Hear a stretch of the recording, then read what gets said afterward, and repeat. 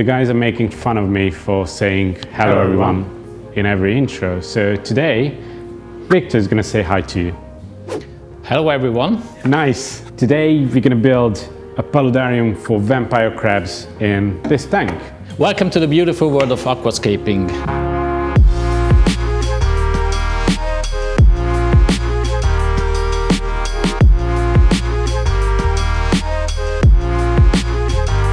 We definitely wanted to make a paludarium again. Okay. And for that it would have been much better to have a glass with a short front and then diagonal sides. But then we decided to have the vampire crabs which would climb out if we didn't have the front glass. Tank size is perfect actually for to keeping vampire crabs. We don't know what hardscape we're gonna build. We just have some ideas. Yeah. We've prepared a few pieces of rocks and wood and we go from there. And then, by the way, we don't have plants yet, right? So yeah, so the plants at the moment are with the courier company on delivery to us. We have no idea if they're gonna arrive today or not. The plan is to only use a small water pump, which we're gonna hide in one of the corners, and we're gonna lead it up to the top of the hardscape and just let it fall down like small waterfalls, and that's going to make the water circulation. And we're only going to have about what, 5-6 centimeters of water. For the pump we are going with the Synchro Nano. It's a very compact pump, so it's not going to take up too much space from the tank, and also it's a very silent pump. You can actually rotate this light gray part which adjusts the flow of the pump, but you can separately rotate the whole outlet. So you can put it on like sideways or just put it on normally. It helps a lot with placing the pump inside the tank. We've selected two types of hardscape for today's build. For rock, we're gonna go with fossilized wood, and then we have a coral sinker, which we've used before in Fabian's tank. Why is it called sinker wood? Well, it should probably sink underwater. You think so? Yeah, I don't. So you're after some larger ones? I don't know, but I like this one a lot. Yeah, something like that. This is a flat one, maybe. So we need a clear part where we can put the sand, and then we need to divide it from the soil. The majority of the arrangement needs to be on a dry part, so we will have only just a smaller portion with water, and the rest will be filled with soil and plants and of course decoration. So the crab will mainly spend the time on the top of this part, and we'll spend less time in the water. But both of them is critical if you're keeping vampire crabs. So what's the reason to use two type of sponges? This is all you find? Yeah. So that's simple. This is what we have. We're just gonna put some filter media in front of the pump, so it sucks the water through the filter media. I think we're only gonna go with sponges, not even like biomedia. The plants can work sort of like a filter media as well. And then we need to create another barrier for the filter with some sponges to protect it from the soil falling into the impeller. But this is I don't know the type, it's like kind of like a general sponge. I'm sure that there are much better ways to do this. It's fine. Cimarron. Cimarron. It's a mixed sand, and I kind of like it that it has smaller and larger grains and also different colors, so will be a nice whitish look on the front. This is the hidden corner, so that will be next to the wall, so it's not a disturbing point. Yeah, so keeping the sand in a very thin layer on the front. We don't need too much.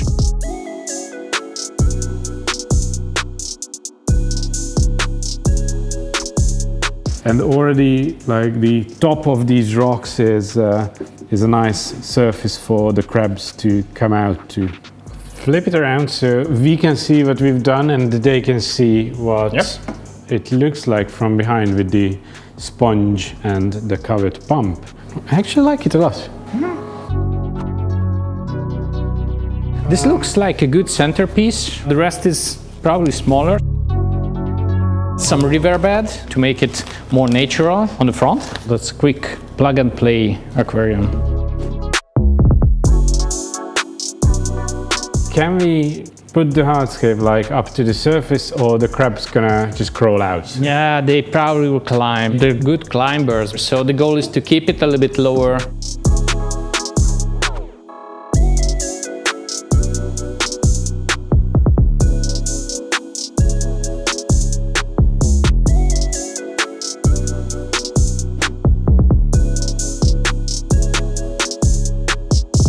This wire kind of thing on the front now. Not sure if we can use it. It would make more sense for me if it's coming from in between the roots and not just laying in the front.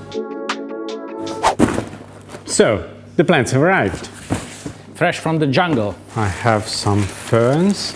That looks like orchids.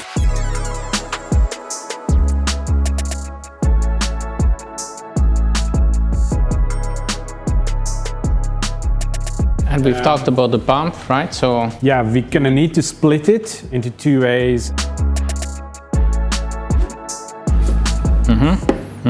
Should be somewhat of a straight cut. So seems like an off-camera thing for me.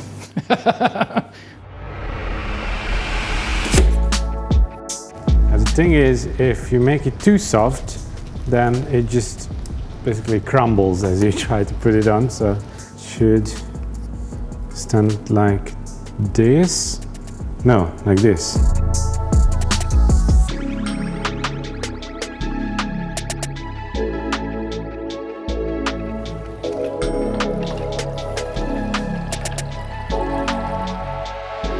Bam! That's good. Is it? Yeah. It's coming on both sides? Yep. It's not too strong. Perfect. Good old Utricularia that we all know and love. This is a different scenario.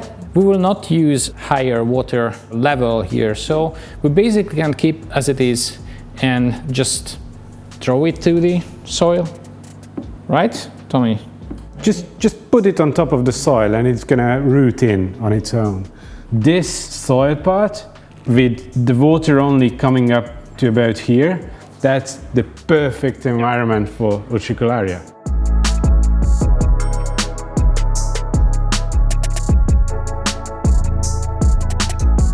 Please feel free, whatever you like. So this is for planting and this is for planting. That's probably a foreground, right? Those are orchids, so they can go in like the cracks. With terrarium plants, we like them, we don't know them too well. So we have the names of the plants that we use, and we're gonna put the list in the description of the video. We just don't know which one is which, so sorry about that.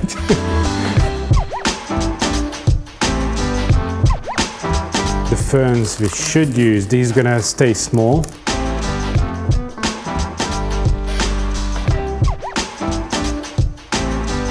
The small hanging bags trapping both flies. have this beautiful red trap. Oh, this one already has some color.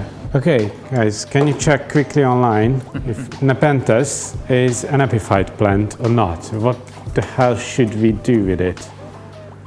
Nepenthes plants require a well-draining, slightly acidic soil mix that is rich in organic matter. Not the answer I was looking for. It's too thin to use any type of cable ties.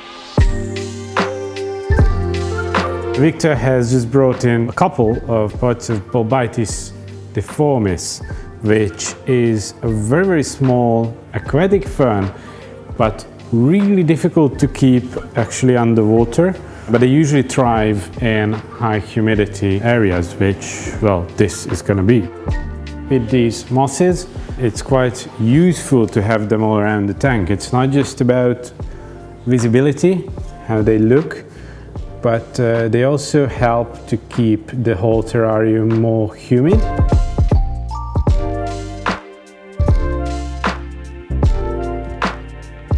So, that's it. Seems like.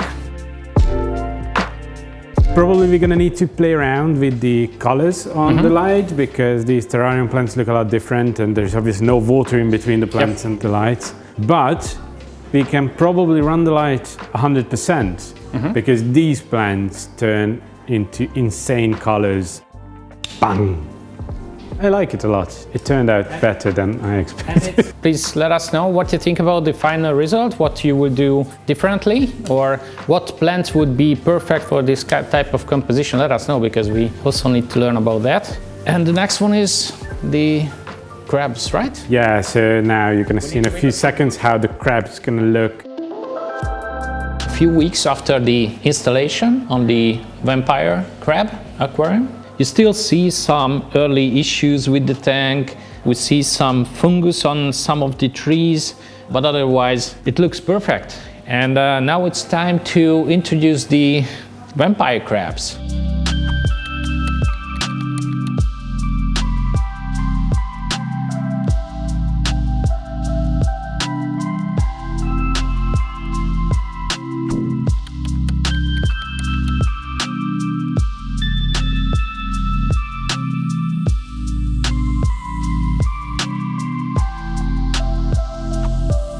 Actually, let me know which vampire crab is your favorite one. There are multiple variant species with a lot of beautiful colors. We've chosen the fire variant. We have some sphagnum moss in the box. We have 5 crabs, and we don't want to use more. It's not a big size for vampire crabs. It's good size, and for that we can easily use 5 or 6 species here, and that's the goal. We will not mix the different variations, however we have some different color versions in the shop. What we need to do, the water parameters are already okay, we've tested them, but we need to add in some extra minerals. So to help the molting with the crabs, that's very critical. If you're keeping shrimps or you're keeping snails, keeping crabs, make sure you have enough minerals in the water so they continuously can molt and grow. We probably use some GHKH plus powder, and we also use some additional mineral. They are super shy, they're a bit stressed at the beginning, just like with every other species what you plan to introduce, but soon they will start and will go and discover. So, you see them? Beautiful. They are already discovering their parts. These are territorial species, so they will dig into their own spots, and as they mainly move around the night time, we probably see less them when the light is on. We will feed them with regular, even fish food, but there are some dedicated food from hickory range, for example, for crabs, and we will experiment what is working with the best with these creatures. We probably will keep some terrarium bugs, insects, to keep clean the part above the water. That's basically a very slow ecosystem, so it's not like with the aquarium you don't need to do super frequent water changes, trimming the plants. It's just there and there for you to discover. I hope you guys enjoyed the build with Tommy. See you guys next time. Bye.